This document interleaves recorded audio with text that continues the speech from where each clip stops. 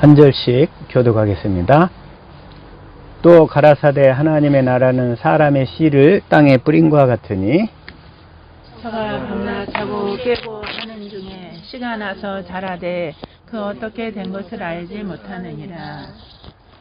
땅이 스스로 열매를 맺되 처음에는 싹이요 다음에는 이삭이요 그 다음에는 이삭의 충실한 곡식이라. 열매가 익으면 곧 낫을 대나니 이는 추수 때가 이르렀음이니라. 또 가라사대 우리가 하나님의 나라를 어떻게 비하며 또 무슨 비유로 나타낼꼬. 겨자씨 한 알과 같으니 땅에 심길 때에는 땅의 모든 씨보다 작은 것이로되 같이 합독합니다. 심긴 후에는 자라서 모든 나물보다 커지며 큰 가지를 내니 공중의 새들이 그 그늘에 깃들일 만큼 되느니라. 아멘. 이 시간의 말씀도 거듭남과 그 표적 두 번째 시간입니다. 이 시간에 주어지는 말씀이 우리의 생명이요 마음이요 믿음이요 삶이 되게 하옵소서. 주님 이 시간 보고 듣고 깨닫는 마음과 믿음을 허락하여 주옵소서. 같이 말씀을 위한 기도 드리겠습니다.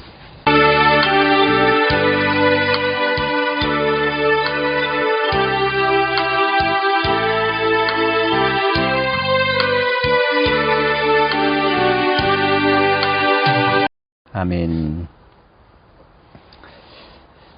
이 시간도 역시 이제 거듭남과 그 표적 두 번째 시간. 저기 파스칼이라는 철학자가 있었어요. 이 사람이 1623년부터 1662년까지 살았으니까 나이가 39살이라는 사이에 일찍 죽었어요. 그런 사람들은. 근데 이제 그 사람도 수학자이자 과학자이자 또 신학자에 신학이 더 많이 가까웠죠. 그리고 또 수학 확률론 이런 이론에도 밝았고 또 우리나라 그 당시 세계적으로 최초로 계산기를 발명한 사람이에요. 계산기.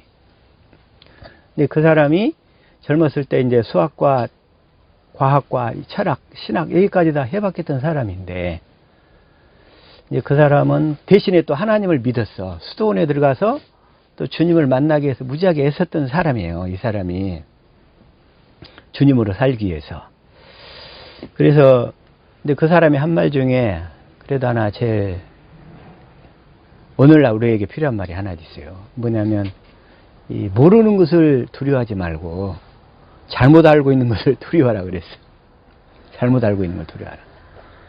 그러니까 세상에 대한 것은 잘 모르면 조금 때가 되면 다 알게 돼요.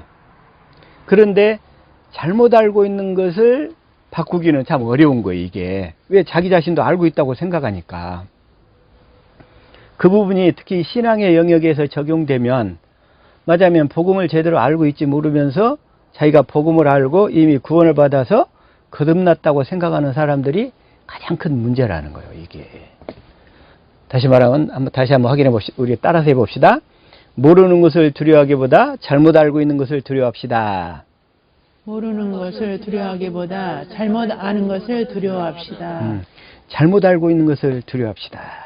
또 이제 그 사람이 또 한 얘기 중에서 또 진리를 무척이나 추구하면서 알려고 열심히 살았던 사람인데 이렇게 얘기를 해 또 우리는 이치로서만이 아니라 가슴을 통해서도 진리를 터득한다. 이치나 이성만이 아니라 우리 가슴을 통해서도 진리를 터득한다. 이렇게 주장을 해요. 맞죠? 그 얘기도? 네. 우리 마음으로도 진리를 터득하잖아요. 그 다음에 우리들이 진리를 깨닫게 되는 것은 이성뿐만 아니라 감정을 통해서도 이루어진다. 이게 같은 말이에요, 또. 이것도. 또, 이 시대에는 진리는 막연하고 허위는 확실시되어 있으므로 사람은 진리를 사랑하지 아니하고는 진리를 알 수 없다. 이렇게 해놨어요. 그래서 이 진리에 대한 이 사람 제일 유명한 말이 인간은 생각하는 갈대다. 이게 제일 유명하죠. 그 얘기는 아마 다 들어봤을 거예요. 그리고 또 고민하면서 길을 찾는 사람들, 그들이 참된 인간상이다. 길 어디예요? 구원의 길, 진리의 길. 이 길을 찾는 것이 참된 인간의 모습이라는 거예요. 참된 인간의 실존의 모습이라는 거예요. 그리고 또 하나, 인간의 이디함은 자기 자신의 보잘것없음을 깨닫는 데 있다. 그리고 인간은 자기 자신에 관해서 좀처럼 모르고 있기 때문에 많은 사람들은 건강한데도 죽어가는 듯 생각하고, 또한 죽어가고 있는데도 건강하다고 생각한다. 또 이런 얘기들. 또 하나 또 있네요. 진리가 자기의 죄를 증명하지 않을까 하고 진리를 겁내는 만큼 불쌍한 일은 없다. 그러니까 진리를 알고 보니까 자기가 죄인이라는 걸 깨닫는 것을 두려워하는 사람들이 많다는 거예요. 근데 우리가 하나님께 나아가려면 자기가 죄인인 것을 깨달아야 되잖아요. 그래서 근데 이분이 또 39살이라는 나이에 일찍 죽었어. 근데 이 기독교 신앙을 좀 접하게 되면, 이제 복음을 제대로 알기까지는 많은 갈등과 방황과 특히 올바른 지도자를 만나지 못하면, 올바른 지도자를 만나지 못하면 많은 갈등 속에 교회는 다니지만 이리 갔다 저리 갔다 저리 갔다 이렇게 왔다 갔다 하면서 마음은 지식은 쌓여가는데 이 마음은 주님으로 채워지지 않기 때문에 방황하는 삶을 많이 살게 된다는 거예요. 그리고 그 진리를 만나기 위해서 몸부림을 치게 돼 있어요, 사람이. 근데 이 사람도 오죽했으면 과학자이자 수학자이자 신학자인 사람이 그 수도원에 들어가서 주님을 만나기 위해서 몸부림을 쳤겠어요. 근데 이 사람이. 그래가지고 이제 수도원에 가서 금욕주의에 또 빠진 거예요, 금욕주의. 근데 금욕주의에 이제 그리스 철학 중에 그 스토아 철학이라고 있는데, 금욕주의에 빠지게 되면 뭐냐면, 인간의 그 육체는 악하고, 우리 영혼은 고귀하다 해가지고, 이 육체를 학대를 해요, 육체를. 그래가지고 육체를 학대를 하니까 사람이 건강이 나빠져 버려요, 건강이. 그래가지고 막 육신에 고통을 줘야 된다고 이렇게 생각을 해. 그래가지고 이제 막 이 고통을 막 가하는 쪽으로. 이제 그러다 보니까 다 건강이 다 나빠져 갖고 일찍 죽는 사람들도 있어요, 또 그게. 이제 그것도 문제고. 그러니까 이 사람이 몰두했던 장세니즘이라고 있는데, 장세니즘. 그게 바로 뭐냐면, 하나님께 이게 집중해서 기도해서 하나님을 만나야 된다고 주장하는 거예요. 근데 그 하나님을 만나는 것도 자기가 열심히 기도한다고 해서 만나는 게 아니고, 기도 많이 한다는 거에서 하나님을 만나는 게 아니잖아요, 하나님을 만나려면 진리를 알아서 진리의 법으로 기도해야 하나님을 만나게 돼요, 또. 이제 이게 문제라, 이게. 그래서 이 사람도 좀 일찍 죽었고, 그러면서 주님을 못 만나니까 정신병에 걸려요, 정신병. 항상 이게 불안과 우울, 두려움, 이거에서 벗어날 수가 없는 거예요. 분명히 진리는 있다고 하는데, 그래가지고 이 사람도 만성적인 불안과 우울증에 시달렸던 사람이다, 이 사람도. 이 사람뿐만 아니라 또 이 사람의 영향을 받아 그로부터 한 200년 후의 사람인 그 키에르케고르라는 사람이 있어요. 이 사람 덴마크 철학자인데, 이 사람은 42살까지 살았어요, 키에르케고르. 이 사람 뭐 죽음에 이르는 병, 뭐 이걸 이렇게 가르치기도 하고, 또 인간의 그 실존을 이렇게 3단계로 구분을 했어요. 미적 실존의 단계, 자기의 쾌락을 추구하는 단계. 두 번째는 이제 거기에서 좀 한 단계 더 나가면 윤리적 실존을 해. 윤리적으로 말하자면 율법주의야. 성경을 율법적으로 갖다 놓고 거기 말씀을 지키기 위해서 윤리적으로, 윤리 도덕적으로 깨끗한 삶을 살아야 된다는 거예요. 그 사는 거 중요하죠. 그 다음에 이제 세 번째는 이제 종교적 실존의 단계로 나간다는 거예요. 하나님 앞에 이 단독자의 모습으로 서야 된다. 근데 이걸 주장을 했어요, 이 사람도. 물론 그건 맞죠. 육체적 쾌락을 추구하기보다 우리 윤리적으로 깨끗한 삶을 살아야 된다. 이제 그 단계에서 이제 한 단계 더 나가서 하나님 앞에 단독자로 서서 하나님을 만나서 행복한 삶을 살아야 된다. 이걸 주장하는 거예요. 근데 그 사람들이 다 그러면서 이제 기성 교회의 그런 제도적 말하자면 우리나라로 따지면 한기총이라든지 아니면 카톨릭으로 따지면 교황청이라든지 이거 제도를 자꾸 비난하는 거예요. 불평하고. 왜 그들이 타락하고 잘못했다 이거지. 그러면서 이들이 근데 결국은 이게 파스칼 같은 경우도 뭐냐면 이제 사람을 세부 인류로 그 사람도 구분을 했어요. 하나님 안에 있는 사람. 그 다음에 두 번째는 하나님께로 나아가다가 길이 빗나가 버린 사람. 이제 율법주의가 빗나가 버린 거잖아요. 네? 하나님께 나아가다가 하나님께 길이 곁길로 빠져버린 사람. 그 다음 세 번째는 아예 하나님을 부인하는 사람, 무신론. 이 세 가지로 이렇게 구분을 했어. 파스칼은. 근데 아까 이 키에르케고르는 그 미적 실존, 쾌락주의, 쾌락을 추구하는 단계. 그 다음에 이제 윤리적 실존, 윤리적 단계. 그 다음에 세 번째는 종교적 실존으로 이 하나님 앞에 이 단독자의 모습으로 서서 하나님께 직면해서 하나님을 만나고 살아야 된다. 이걸 똑같이 주장한 거예요. 주장을 했어. 근데 그들이 그렇게 고통을 하면서 하나님 알기를 몸부림을 쳤는데 결국 이들이 딱 하나 모르는 것은 뭐냐면 성령의 법을 모르는 거예요. 성령의 법. 하나님께 나가서 기도도 하나님 성령의 법으로 기도를 해야 하나님을 만나서 하나님이 내 마음에 들어와서 내 마음에 주님의 생명이 들어와서 그 생명으로 살 수 있는 길이 열리는데 이 두 사람 다 그걸 모르는 거예요. 다. 그러니까 서양 철학자들 중에서 특히 신을 믿었던 열심히 믿었던 철학자들이 그중에 몇 명이 있어요. 근데 그들도 그 갈등과 방황 속에서 이 성령의 법을 깨닫지를 못해가지고 인생을 행복하게 살지 못하고 그 고통 가운데 그 천재들이 일찍 죽었더라 이거요. 때로는 금욕주의 때문에 건강이 나빠져서 고통받거나 아니면 주님을 만나려고 했는데 만나지지 않으니까 번민과 갈등과 좌절 속에서 정신병자처럼 돼가지고 늘 불안과 우울증에 상습적으로 이렇게 시달렸어요. 그들도. 하나님을 만나지 못하면 얼마나 고통이 심하겠어요. 하나님을 만나고 싶은 욕구는 큰데 하나님을 만날 수가 없어. 그럼 그 내부에서 그 고통의 강도가 얼마나 크겠느냐 이거요.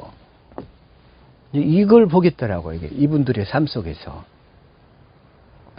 그런데 하나님께서는 저와 여러분을 축복하셔서 하나님을 올바로 만날 수 있는 길을 열어주신 것에 감사드려야 된다는 거예요. 그 길에.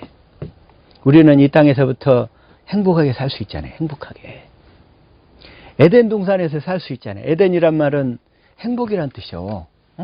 에덴이란 말이. 다시 말하면 에덴 동산 안에 들어가야. 근데 실제로 아담과 하와가 에덴 동산에서 살다가 마귀의 꼬임에 넘어가 가지고 에덴의 동쪽으로 쫓겨났어. 그래가지고 에덴 안으로 들어갈 수 있는 길, 다시 말해서 행복하게 살 수 있는 길이 막혀버렸다는 거예요. 막혀버렸어. 그래서 하나님 에덴 동산 입구에다가 그룹들과 화영검으로 그 에덴 동산 안에 들어가는 길을 막아버린 거예요.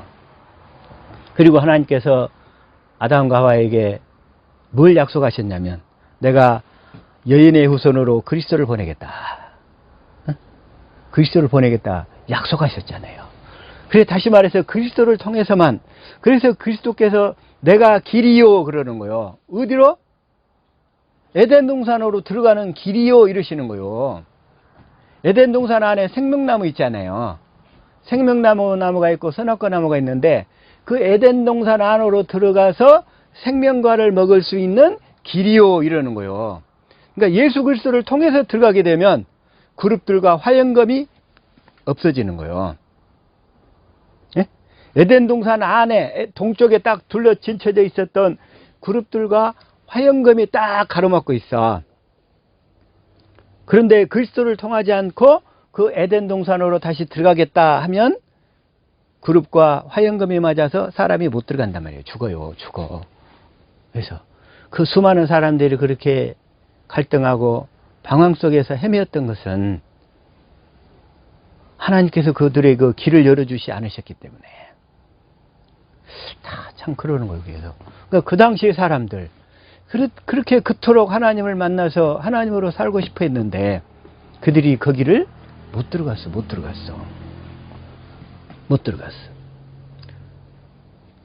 우리가 인생을 사는 최대의 목적이 행복이잖아요. 행복. 우리가 결혼하는 것도 행복하기 위해서. 나 전번에 얘기했잖아요. 내가 결혼식에서 친구들한테 불렀던 노래가 뭐라고요? 이수환의 행복. 행복하고 싶어서. 근데 이 세상에는 행복이 없다는 거고. 행복이 없어. 이 세상에는 행복이 절대 없어. 돈이 조금 있으면 행복할 줄 알았어. 근데 돈은 또 영원하질 않아. 부자, 아무리 부자도 부자 3대 못 가잖아요. 명예가 높아? 아유, 대통령 한 번 되면 꼭 감옥 가잖아, 또. 이 세상에는 행복이 없단 말이에요. 행복이 없어. 다시 말해서, 참된 행복은 뭐냐면, 그리스도를 만나서, 그리스도를 통해서 에덴 동산 안으로 들어가야 된단 말이에요. 그리고 에덴 동산 안에 뭐가 있어요? 생명나무가 있어. 그 생명나무가, 다시 말하면 우리의 이 성경책이 생명나무인 거야. 성경책 안에가 생명나무가 있어요. 성경책 안에가. 응? 성경책 안에가 생명나무가 있어. 그래서 이제 우리는 성경을 통해서 그리스도를 알게 돼가지고 그리스도를 만나서 에덴 동산 안에 들어가서 그 생명나무이신 그리스도로부터 또 하나님의 생명을 먹고 살 때 우리가 진정으로 행복한 삶을 살 수 있다는 거예요. 이게. 그게 일단, 자, 다시 말하면 오늘 얘기는 뭐냐면, 자, 모르는 것을 두려워하기보다도 잘못 알고 있는 것을 두려워하라. 그 얘기예요. 모르는 것을 두려워하기보다 잘못 아는 것을 두려워하라. 잘못 아는 것. 오늘날 수많은, 지금 오늘날 교회와 예배당이 복음이 가려져 있어요. 복음이. 진짜로 복음이 가려져 있어. 그래가지고 주님을 만나고 싶은데, 물론 이제 그 중에서 이제 은혜를 체험하고 온 사람이 있어. 은혜를 체험한 사람들은 있어. 이제 뭐 하려고? 이 하나님의 생명으로 인도하려고. 그래서 이제 하나님의 생명으로 들어가서 하나님의 생명으로 거듭나서 행복한 삶을 살도록 하시려고 은혜를 체험하게 하시거든요. 그래서 그것 있다 이거예요. 근데 오늘날 가장 큰 오해 중에 하나가, 잘못 알는 것 중에 하나가 이 거듭남이란 말이에요. 거듭남. 실제로. 이 은혜를 체험한 것을 거듭났다고 생각하거나, 자기가 어떤 그 병고침을 받았기 때문에 거듭났다고 생각하거나, 어떤 주님의 은혜를 체험한 것을 거듭났다고 이렇게 생각하는 사람들이 너무나 많아. 너무나 많아. 그래서 지난주에도 우리가 이제 하나님의 생명으로 거듭나기 위해서는 먼저 우리 속에 그리스도의 형상이 이루어져야 된다고 그랬어요. 그리스도의 형상이. 그래서 자, 다시 한번 갈라디아서 4장 19절 시작. 나의 자녀들아, 너희 속에 그리스도의 형상이 이루기까지 다시 너희를 위하여 해산하는 수고를 하노니. 그리스도의 형상이 우리 안에 이루어져야 돼. 네? 그리스도의 형상. 그리스도의 형상이 이루어져야. 그래서 또 다시 한번 또 로마서 8장 29절 다시 한번 봅시다. 시작. 하나님이 미리 아신 자들로 또한 그 아들의 형상을 본받게 하기 위하여 미리 정하셨으니 이는 그로 많은 형제 중에서 맏아들이 되게 하려 하심이니라. 우리는 그 아들의 형상을 본받아야 된단 말이에요. 아들의 형상. 그 아들의 형상이 그리스도의 형상이잖아요. 그리스도. 그러면 그리스도께서 어떻게 사셨냐 이거예요. 그리스도의 형상. 예수님은 살아계신 하나님의 성전으로 오셔서 진리를 믿음으로 진리 안에서 사셨다는 거예요. 그 주님의 사신 모습. 그래서 예수님은 하나님의 성전으로 오셨다고 그랬죠? 요한복음 2장 19절. 자, 시작. 예수께서 대답하여 가라사대 너희가 이 성전을 헐라 내가 사흘 동안에 일으키리라. 그러니까 예수님은 살아계신 하나님의 성전으로 사셨어요. 20절. 유대인들이 가로되 이 성전은 46년 동안에 지었거늘 내가 3일 동안에 일으키겠느냐 하더라. 네가 3일 동안에 일으키겠느냐 하더라. 21절. 그러나 예수는 성전된 자기 육체를 가리켜 말씀하신 것이라.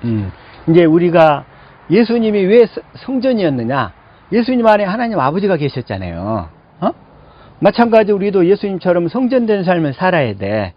다시 말하면 그리스도가 우리 안에 들어와서 우리는 그 그리스도 안에서 살아야 된다 이런 얘기예요. 그래서 우리도 예수님처럼, 그래서 예수님은 아버지 안에 사셨다는 거예요. 요한복음 다시 한번 14장 10절 시작. 나는 아버지 안에 있고 아버지는 내 안에 계신 것을 내가 믿지 아니하느냐. 내가 너에게 이르는 말이 스스로 하는 것이 아니라 아버지께서 내 안에 계셔 그의 일을 하시는 것이라. 예수님은 스스로 산 것이 아니라 예수님 안에 아버지가 계셔서 아버지가 성경 가운데로 인도해 가지고 성경 속에서 아버지가 하신 일과 하실 일을 보여주시 항상. 그리고 그 보여주신 대로 순종하며 사셨던 거예요. 그래서 11절 시작. 내가 아버지 안에 있고 아버지께서 내 안에 계심을 믿으라. 그렇지 못하겠거든 행하는 그 일을 인하여 나를 믿으라. 행하는 그 일을 인하여 나를 믿으라. 그러니까 예수님 안에 아버지가 계셔서 아버지가 이끄신 대로 사셨어요. 그래서 예수님은 절대로 스스로 살지 않으셨다는 거예요. 또한 이제 예수님께서 이제 우리 안에 사신다는 거예요. 그러죠? 그 예수님 지금 어디 안에 사셔요? 이제 우리 안에 사신다는 거예요. 그래서 진리신 예수님은 진리의 성령으로 말미암아 우리를 성경 가운데 인도하셔. 그래서 우리가 성령을 구하면 성령께서 임하시는데, 임하셔가지고 우리를 어디로 인도하시냐면 시작. 그러나 진리의 성령이 오시면 그가 너희를 모든 진리 가운데로 인도하시리니 그가 자의로 말하지 않고 오직 듣는 것을 말하시며 장래 일을 너희에게 알리시리라. 그래서 우리가 성령을 구하면 성령께서 우리 안에 임하셔가지고 우리를 성경 가운데로 이끌고 가셔. 그래서 성경 가운데서 예수님이 하신 일과 하실 일을 보여주셔서 우리로 그 일에 따르고 순종할 수 있도록 이끌어 가시는 거예요. 그래가지고 예수님을 알게 하시고 예수님을 사랑하도록 해서, 그래서 우리가 예수님을 사랑하면 예수님이 우리 마음에 임하신다는 거예요. 우리가 예수님을 사랑하면, 우리 육신의 사랑으로 사랑하는 게 아니라 하나님의 사랑을, 예수님의 사랑을 깨달아서 그 사랑이 깨달아지면 우리가 주님을 사랑하게 되잖아요. 그 사랑이. 근데 그 깨달아지는 데는 시간이 걸려. 이게 문제는. 예, 마음의 할례를 받아야 되니까. 마음의 할례를 받아서 점차적으로. 이걸 물론 이게 베드로의 삶을 통해서 우리가 그걸 살펴봐야 되는데, 베드로의 삶을 통해 살펴보려고 해도 그게 1시간 이상 걸리겠더라고. 그냥 그걸 어떻게 베드로의 마음에 예수님께서 할례를 베풀어 가지고, 그래가지고 베드로가 예수님을 사랑하게 됐는지 그까지 이렇게 쭉 설명하는데도 1시간 걸리고.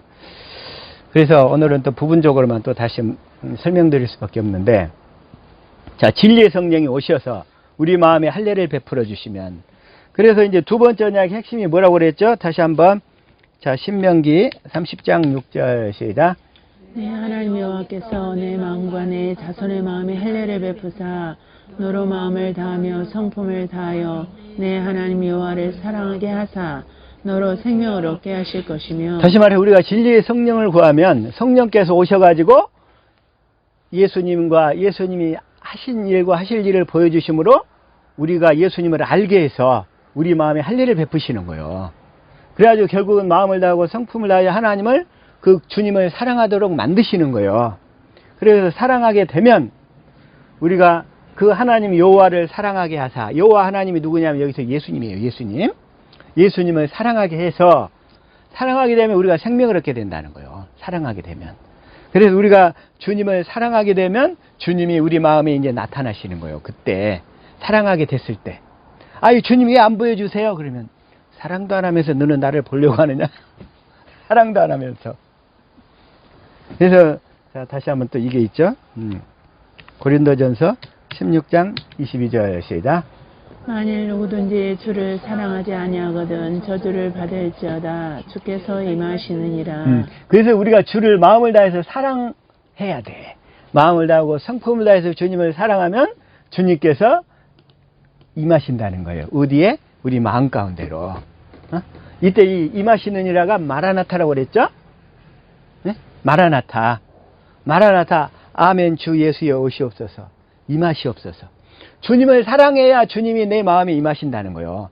그래서 주님을 사랑하려면 우리 마음이 할례를 받아야 되고, 할례를 받으려면 이 두 번째 언약을 알아야 되고, 그래서 우리가 주를 사랑하게 되면 주님께서 우리 마음에 임하신다는 거예요. 그리고 임하셔가지고 주님을 마음으로 우리가 알게 되잖아요. 그때부터. 그래서 주님의 마음을 알게 되니까 우리가 주님의 마음으로 또 주님의 마음 가운데서 주님이 또 다시 말씀하신다는 거예요. 그래서 이걸 어떻게 설명하고 있냐면 요한복음 14장 20절 시작. 그날에는 내가 아버지 안에 너희가 내 안에 내가 너희 안에 있는 것을 너희가 알리라. 그날에는 이게 이제 오순절 성령 받은 날부터는 이런 얘기예요. 그러니까 성령이 우리 마음에 임하신 날부터는 이제 우리가 그걸 알게 된다는 거예요.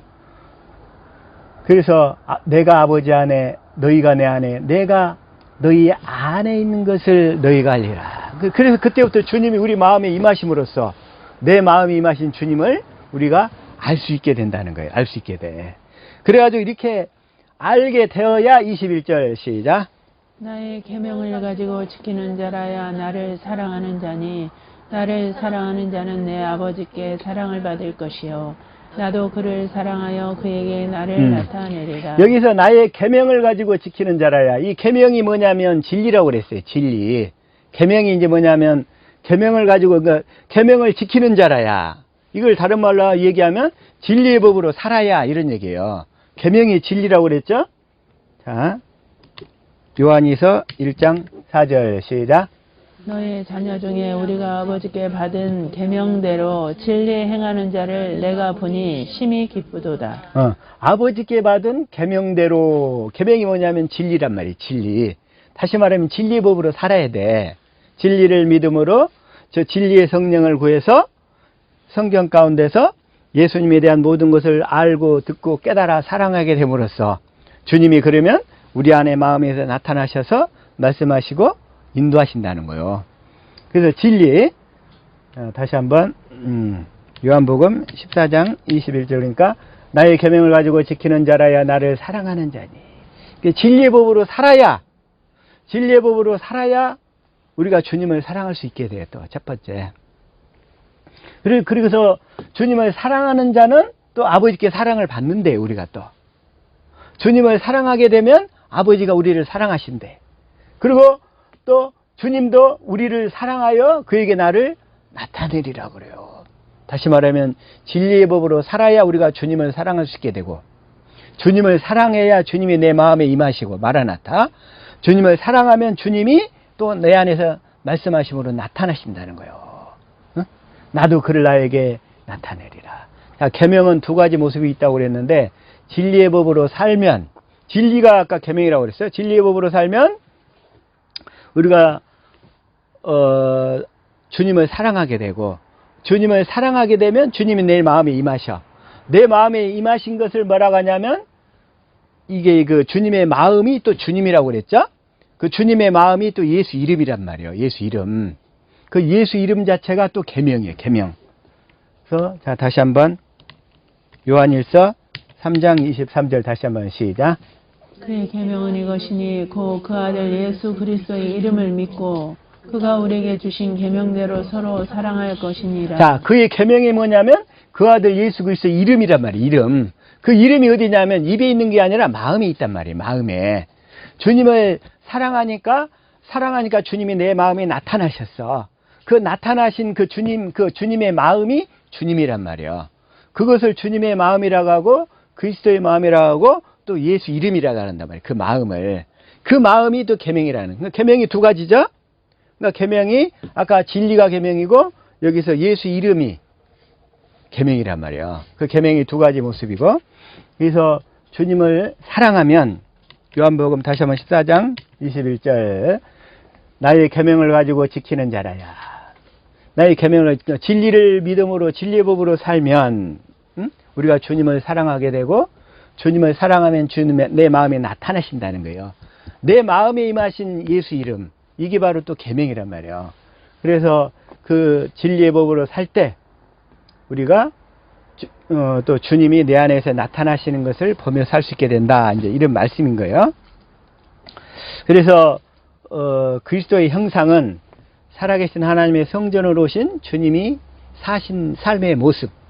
주님도 진리의 법으로 사셨고 물론 예수님 안에서 아버지도 진리의 법으로 사셨어요. 그리고 예수님이 또 우리 안에 오셔서도 진리의 법으로 살아. 이제 그러면 우리도 진리의 법으로 사는 거예요. 그러면 우리도 그래서 이제 우리도 예수님처럼 진리의 생활, 즉 진리의 법으로 사는 삶을 얘기한단 말이에요. 그 진리의 법으로 사는 삶이 온전히 이렇게 작동이 돼야 된다는 거예요. 이루어져야 돼. 그 이루어지는 것을 뭐라고 그런다? 그리스도의 형상을 이루었다. 이렇게 얘기하는 거예요. 그래서 그 그리스도의 형상이 이루어져야 주님이 우리 안에 임하신단 말이에요. 주님 우리 안에 나타나셔. 그래서 자, 다시 한번 우리가 진리의 성령을 구하면 진리의 성령께서 우리 마음에 임하시고, 그래서 우리를 모든 성경 가운데, 진리 성경 가운데 인도해 가지고 거기서 예수님을 알도록 깨닫도록 사랑하도록 이끄신단 말이야. 그래가지고 우리가 주님을 결국은 다 사랑하게 돼. 뭘로 사랑하게 돼요? 마음으로 사랑하게 돼. 마음으로. 그래서 마음으로 사랑하게 되는 것을 문을 두드린다 이렇게 얘기하는 거예요.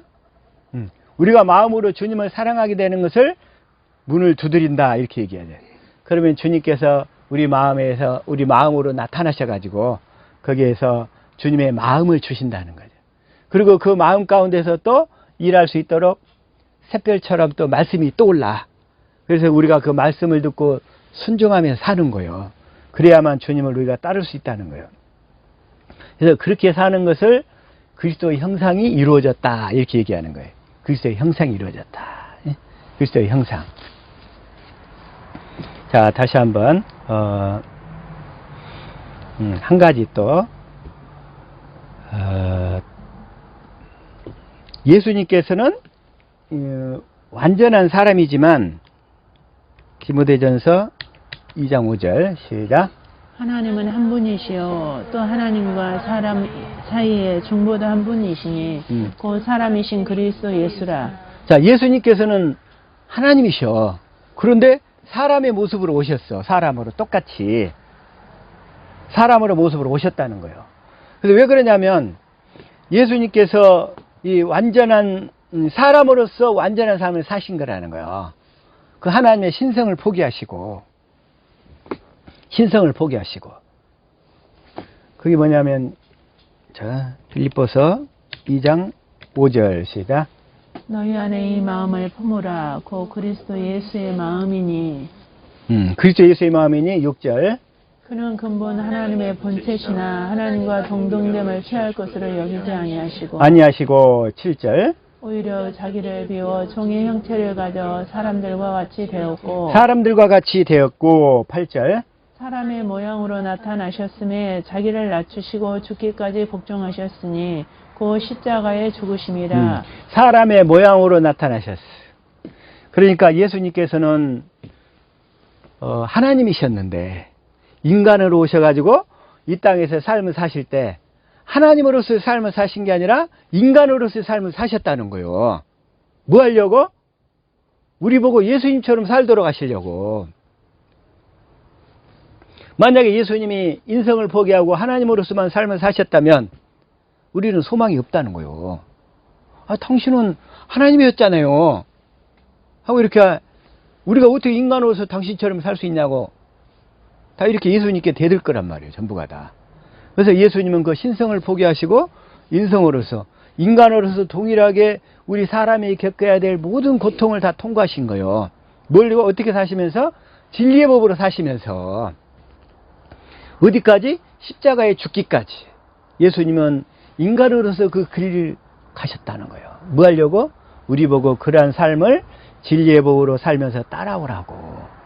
그렇게 삶의 본을 보이셨다는 거예요. 예수님이. 그래서 예수님은 자신을 그래서 인자로 표현하시는 거예요. 인자. 사람의 아들. Son of man, Son of man. 자꾸 이렇게 강조하시는 거예요. 인자다고. 마태복음 자 8장 20절 한번 봐볼까요? 시작. 예수께서 이르시되 여우도 굴이 있고 공중의 새도 거처가 있으되 오직 인자는 머리 둘 곳이 없다 하시더라. 인자는 머리 둘 곳이 없다. 12장 8절 시작. 인자는 안식일의 주인이니라 하시니라. 인자 자꾸 인자라고 그래. 인자. 사람의 아들이라는 거야. 자 40절 시작. 요나가 밤낮 사흘을 큰 물고기 뱃속에 있었던 것 같이 인자도 밤낮 사흘을 땅속에 있으리라. 땅속에 있으리라. 그래서 예수님이 그 인성을 가지고 인간으로서 어디까지 가냐? 십자가에 죽기까지 가셨다는 거예요. 그래서 예수님을 히브리서에서는 뭐라고 그래요? 앞서가신 분이라고 자꾸 얘기했죠. 앞서가신 분, 포어러너. 어떻게 인간으로서 동일하게 진리의 법으로 사시면서 십자가에 죽기까지 따라하셨다는 거예요. 응? 자, 히브리서 6장 19절 시작. 우리가 이 소망이 있는 것은 영혼의 닷 같아서 튼튼하고 견고하여 휘장 안에 들어가나니. 그래서 휘장 안에 들어가나니. 휘장 안에는 뭐예요? 지성소잖아요. 지성소까지. 거기 십자가에 죽기까지 들어가. 20절 시작. 그리로 앞서가신 예수께서 멜기세덱의 반차를 쫓아 영원히 대제사장이 되어 우리를 위하여 들어가셨느니라. 멜기세덱의 반차를 쫓아 영원히 대제사장이 되어 우리를 위하여 들어가셨느냐. 그러니까 이 말씀도 뭐예요? 예수님께서 성령의 법으로 사셔가지고 십자가에 죽기까지 순종하심으로써 휘장 안에 들어가셨다는 거예요. 뭐 하려고? 우리도 성령의 법으로 살아서, 예수님이 사신 것처럼 살아서, 그 이기가 뭐냐면, 자, 요한일서 2장 6절, 자, 이걸 현대 성경으로, 자, 시작. 하나님 안에서 산다고 하는 사람은 예수님이 하신 것과 똑같이 살아야 합니다. 그러니까 예수님이 어떻게 사셨어요? 진리의 법으로 사셨잖아요. 진리를 믿음으로. 그러면 우리도 똑같이 살아야 된다. 우리도 진리를 믿음으로 예수님처럼 살아야 된다. 이런 얘기요. 그러면 십자가에 죽기까지 우리도 휘장 안에 지성소까지 들어갈 수 있다는 거예요. 진리의 법으로 살면. 그래서 우리가 날마다 이렇게 진리의 법으로 살면서 우리 자기 자신을 부인하면서 주님을 따를 수 있게 된다는 거예요. 누가복음 14장 26절 이걸 자 시작. 무릇 내게 오는 자가 자기 부모와 처자와 형제와 자매와 더욱이 자기 목숨까지 미워하지 아니하면 능히 내 제자가 되지 못하고. 그래서 날마다 자기 자신을 부인해야 돼. 27절 시작. 누구든지 자기 십자가를 지고 나를 따르지 않는 자도 능히 내 제자가 되지 못하리라. 그래서 우리가 날마다 이렇게 진리의 법으로 살면서 주님을 알아가면서 내 육체의 그런 죄성들이 십자가에 못 박아지는 거예요. 진리의 법으로 살지 않으면 내가 죽으려고 노력한단 말이에요. 내가 죽으려고. 근데 내가 죽으려고 노력하는데 우리 자신을 못 죽여. 죽일 수가 없어. 언제 죽어지느냐?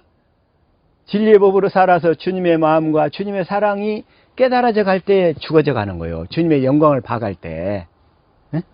그게 바로 너 자신을 알라는 거야. 너는 너 자신 스스로 못 죽어. 언제 죽어지느냐? 진리의 법으로 살아서 주님의 그 사랑을 깨달아 갈 때, 주님을 알아갈 때 내 육체의 죄성과 내 안에 있는 모든 육체적 어둠이 그때 하나씩 소멸돼 가는 거예요. 그러니까 그래서 자꾸 복음을 듣고 깨달아가는 길밖에 없다는 거예요. 그래서 그래서 예수님께서 우리가 육신의 생각과 마음을 십자가에 이렇게 못 박게 돼. 언제? 진리의 법으로 살아서 주님을 알아갈 때, 주님의 사랑을 깨달아갈 때. 그래서 우리도 휘장 안에 예수님처럼 들어가게 될 줄로 믿습니다. 휘장 안에 들어간다는 얘기는 뭐예요? 십자가에 내 모든 육신의 생각과 마음이 다 못 박히는 거예요. 그냥 다. 그래 휘장 안에 들어가는 거예요. 휘장 안에. 거기는 다 육신의 것은 하나도 못 들어가거든. 휘장 안에는. 그래서 육신의 생각과 마음이 온전히 다 십자가에 못 박아지고 주님의 것만 주님의 것만 휘장 안에 들어갈 수 있는 거예요. 주님의 것만. 그래서 우리가 그렇게 그래서 주님이 베드로한테 뭐라고 말씀하시냐면, 자, 요한복음 13장 36절 시작. 시몬 베드로가 이르되 주여 어디로 가시나이까? 예수께서 대답하시되 내가 가는 곳에 내가 지금은 따라올 수 없으나 후에는 따라오리라. 지금은 따라올 수 없다는 거예요. 후에는 근데 따라오리라. 이 말씀을 베드로가 이해를 못했던 거야. 그러면서 37절. 베드로가 이르되 주여 내가 지금은 어찌하여 따라갈 수 없나이까? 주를 위하여 내 목숨을 버리겠나이다. 내 목숨을 버리겠나이다. 이렇게 그냥 큰 소리 뻥뻥 쳐놨지만 38절. 예수께서 대답하시되 내가 나를 위하여 내 목숨을 버리겠느냐? 내가 진실로 내게 이르노니 닭 울기 전에 내가 3번 나를 부인하리라. 닭이 울기 전에 네가 3번 나를 부인하게 되리라. 근데 사실은 이 사건은 주님은 한번 일단 말씀하셨잖아요. 말씀하셨으면 그 말씀이 반드시 이루어진단 말이에요. 근데 이 사건을 통해서 베드로가 자기 자신을 절대로 의지하지 않게 된다고 그랬잖아요. 3번 부인하고 나서. 십자가 앞에 죽으러 끌려가시는 예수님을 딱 바라보고 있으니까 자기도 몰래 너무 두려움이 이렇게 찾아왔던 거예요, 베드로가. 그 두려움에 짓눌리다 보니까 자기도 모르는 사이에 죽을까 봐서 주님을 3번이나 저주까지 하면서 부인하게 되는 거예요, 베드로가. 그런데 그런 베드로, 두려움에 떨어서 그 갈릴리 디베랴까지 가버렸던 베드로를 주님이 찾아오셔서 다시 회복시키시잖아요. 주님의 사랑을 알게 하시잖아요. 그 사랑을 보니까 베드로가 나는 주님을 그렇게 죽으러 가시는 그 주님을 부인했는데도 주님은 나를 끝까지 사랑하시는구나. 이걸 깨닫게 되는 거예요, 이게. 우리가 어떠한 삶을 살았든지 간에 주님은 우리를 이렇게 택하셔서 우리의 삶을 끝까지 책임지시고 우리를 다 용납하시면서 베드로를 받아주신 것처럼 주님께서는 저와 여러분을 다 받아주실 줄로 믿습니다. 과거의 아픔과 실수 때문에 두려워할 필요 없어요, 우리서. 이런 정도까지 저주했는데, 우리는 이렇게 그 주님을 저주한 적은 없잖아요, 그래도. 이런 정도까지 베드로가 저주하면서 부인했는데도 주님은 베드로를 찾아오셔서 다시 다 회복시키신다는 거예요. 그런 정도로 주님의 그 끝까지 사랑하시는 그 사랑을 우리가 성령으로 마음에 이렇게 깨달아갈 때, 그때서야 주님의 사랑이 우리 마음에서 깨달아져 오기 시작한다는 거예요, 그게. 점점 그 사실이 주님을 더 알아갈수록 그 사랑이 우리 속에 더 풍성하게 생길 줄로 믿습니다. 그 사랑이 생겨져야 돼, 그 사랑이. 그건 성령으로 말미암아 날마다 성경 속에서 그 주님을 알아갈 때 나도 모르는 사이에 그 주님의 사랑이 계속 생겨지는 거예요. 그래서 그 주님의 사랑이 풍성하게 생겨져야, 그래야 주님이 우리 마음으로 나타나신다는 거예요, 말씀하시면서. 그러기 전에는 우리는 부단히 이 진리의 법으로 살면서 주님을 알아가야 될 줄로 믿습니다. 그래서 오늘 이 마가복음 4장 씨 뿌리는 비유, 이 본문 말씀만 살펴보고 오늘은 또 마쳐야 되겠네요. 마가복음 4장 26절 시작. 또 이르시되 하나님의 나라는 사람이 씨를 땅에 뿌린 것 같으니 하나님의 나라는 사람의 씨를 땅에 뿌려요. 하나님께서는 말씀의 씨를 우리 마음에다 뿌리신다는 거예요. 근데 우리 마음의 밭이 4가지 종류란 말이에요. 길가밭 같은 사람, 돌짝밭 혹은 가시밭, 어떤 사람은 좋은 땅, 이렇게 되어 있어요. 그런데 27절 시작. 그가 밤낮 자고 깨고 하는 중에 씨가 나서 자라되 어떻게 그리 되는지를 알지 못하느니라. 씨가 뿌려졌는데 씨가 자라는 모습을 우리가 그냥 갑자기 매일 이렇게 느끼거나 하지는 못해. 그러지만 계속 진리법으로 살고 이 말씀을 가까이 하고 경건 연습을 하다 보면 나도 모르는 사이에 조금씩 변해간다는 거예요. 내 자신이. 내가 모르는 사이에 어느 날 보니까 조금씩 달라져 있어. 어느 날 보니까 그렇게 밉던 남편이 원망스럽지 않다는 거예요. 그렇게 두려웠던 남편이 두렵지가 않더라는 거예요.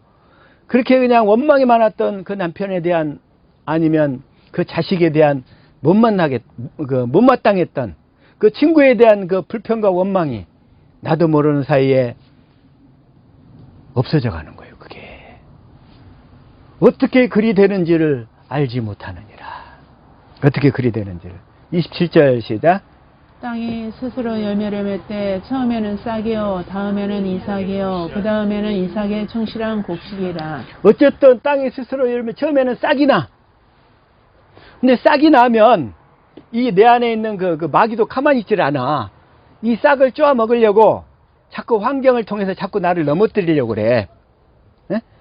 마귀가 여러분을 넘어뜨리려고 할 때 넘어지지 않기를 축복합니다. 자꾸 그 싹을 밟아버리려고 한단 말이에요, 마귀가. 환경을 통해서. 특히 나의 가장 가까운 사람들을 통해서. 그럴 때 그 시험에 속지 않기를 축복합니다. 그래가지고 싹이 나. 그리고 자꾸 그 싹을 쪼아먹으려고 그래.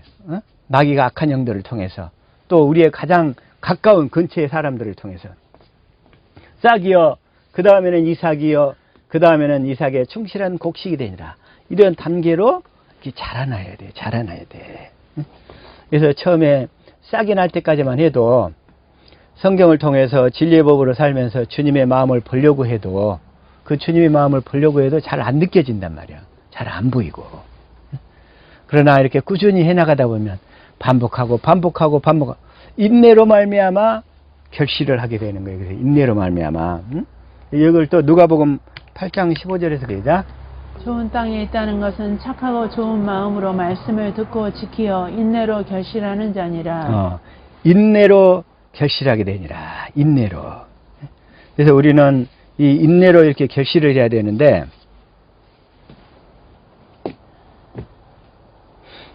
그래서 인내로 결실하는 자니라. 마찬가지로 다시 한번 마가복음 4장 29절을 자 시작. 열매가 익으면 곧 낫을 대나니 이는 추수 때가 이르렀음이니라. 열매가 익으면 이제 우리가 하나님의 생명으로 이렇게 거듭나게 되면 이제 이런 얘기예요. 근데 이때가 그러면 30절 시작. 또 이르시되 우리가 하나님의 나라를 어떻게 비교하며 또 무슨 비유로 나타낼까? 31절. 겨자씨 하나와 같으니 땅에 심길 때에는 땅의 모든 씨보다 작은 것이로되 32절. 심긴 후에는 자라서 모든 풀보다 커지며 큰 가지를 내나니 공중의 새들이 그 그늘에 깃들일 만큼 되느니라. 처음에 싹이 났을 때 이 공중의 새들이 그 싹을 자꾸 쪼아먹으려고 했어. 그런데 싹이 나가서 어떻게 돼요? 모든 풀보다 커져가고 큰 가지를 냈어. 그 얘기는 뭐냐면 나를 막 그냥 넘어지게 했던 사람들이 나중에 내 품에 들어와서 거기에서 쉬게 된다는 거예요.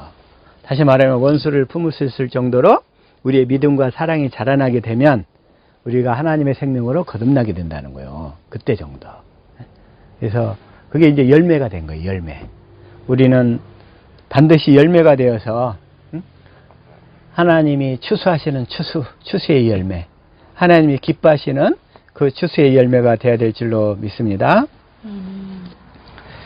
그래서 그 싹이 나가지고 그 싹을 쪼아먹으려고 했던 이 공중의 새들이 말하자면 그 원수를 품을 정도로 우리의 생명이 이렇게 자라나야 되는데 금년도에는 그 생명이 풍성하게 더 자라날 수 있기를 축복합니다. 저와 여러분들 속에 이 생명이 더 풍성히 자라나서 하나님의 생명으로 반드시 추수될 수 있기를 예수 이름으로 축복합니다. 아멘. 기도하겠습니다.